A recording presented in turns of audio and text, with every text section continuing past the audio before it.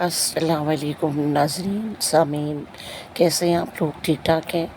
آج جس عنوان پر میں لیکچر دوں گی وہ ہے مضمون نویسی۔ اصل میں مضمون نویسی نائن نہم اور دہم جماعت کے لیے بہت اہم ہے، اور اس کے ساتھ ساتھ سال اول اور سال دوم کے اردو کے پیپر میں بھی یہ آتا ہے، اور بچوں کو مضمون نویسی کے بارے میں نہیں بتایا جاتا۔ میں آپ کا زیادہ وقت نہیں لوں گی اور مضمون نویسی کے بارے میں آپ کو بتا رہی ہوں۔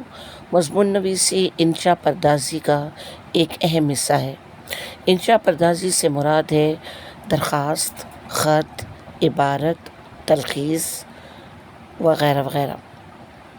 تو مضمون نویسی، جیسے میں نے آپ کو بھی بتایا کہ انشاء پردازی کا ایک اہم حصہ ہے۔ اب مضمون ہوتا کیا ہے؟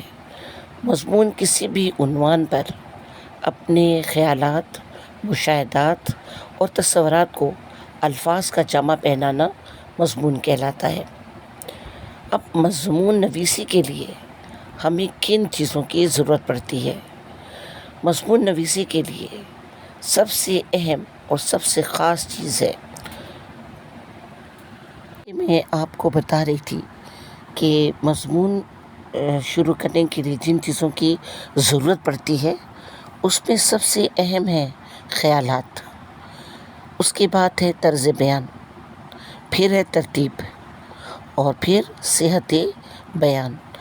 اب میں آپ کو ایک ایک کر کے اس ترتیب کے حساب سے ان نکات کی وضاحت کرتی جاؤں گی۔ سب سے پہلے ہے خیالات۔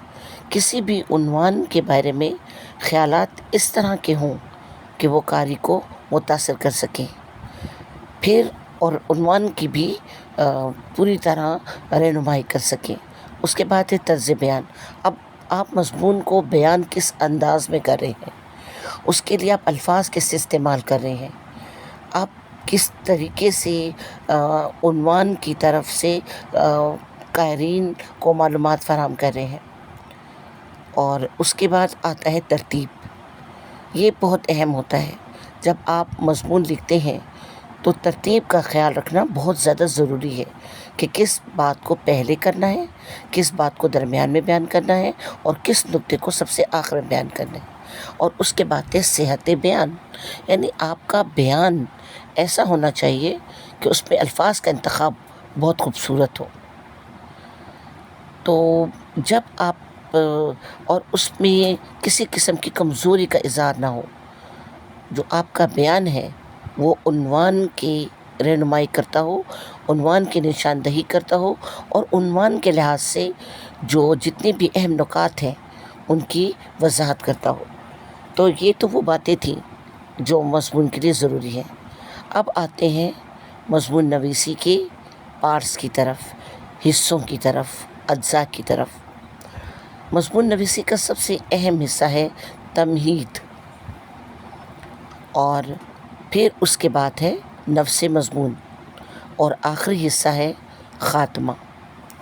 اب جیسے کہ آپ جانتے ہیں کہ تمہید بات کرنے کے آغاز کو کہتے ہیں، کہ آپ نے بات کیسے شروع کرنی ہے، آپ نے قاری کو کس طرح مضمون کی طرف لے کر آنا ہے۔ یعنی ہم کہہ سکتے ہیں کہ اگر مضمون ایک جسم ہے تو تمہید چہرے کی حیثیت رکھتا ہے۔ جس طرح جسم چہرے کے بغیر کوئی اہمیت نہیں رکھتا، اسی طرح تمہید کے بغیر مضمون کا کوئی مطلب نہیں بنتا۔ تمہید جو ہے وہ قاری کو مضمون کی طرف لے کر آتی ہے۔ تمہید زیادہ طویل نہیں ہونی چاہیے اور دلچسپ ہونی چاہیے، تاکہ قاری جو ہے وہ مضمون کی طرف متوجہ ہو جائے۔ اصل میں مضمون کیا ہے اس کا اندازہ تمہید سے لگایا جاتا ہے۔ اس کے بعد اس کے دوسرے حصے کی طرف آتے ہیں، اور وہ ہے نفس مضمون۔ آپ کا جو عنوان ہے مضمون کا، وہ کس کی طرف اشارہ کر رہا ہے، آپ کا عنوان کیا ہے؟ تو نفس مضمون عنوان کی نشاندہی کرتا ہے، عنوان کے بارے میں معلومات فراہم کرتا ہے۔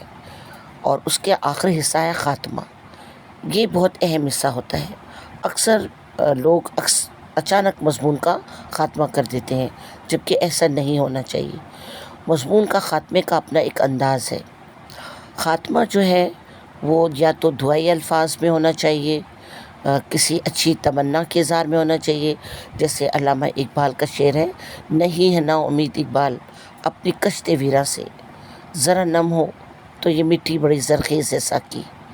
اسی طرح اگر وطن عزیز پر آپ مضمون لکھ رہے ہیں تو ہمارا وطن جو ہے ترقی کرے اور اللہ اس کی حفاظت کرے، تو مضمون آہستہ آہستہ خاتمے کی طرف بڑھنا چاہیے، اور خاتمہ ایسا ہونا چاہیے کہ وہ قاری کے دل و دماغ پر اپنا نقش چھوڑ جائے.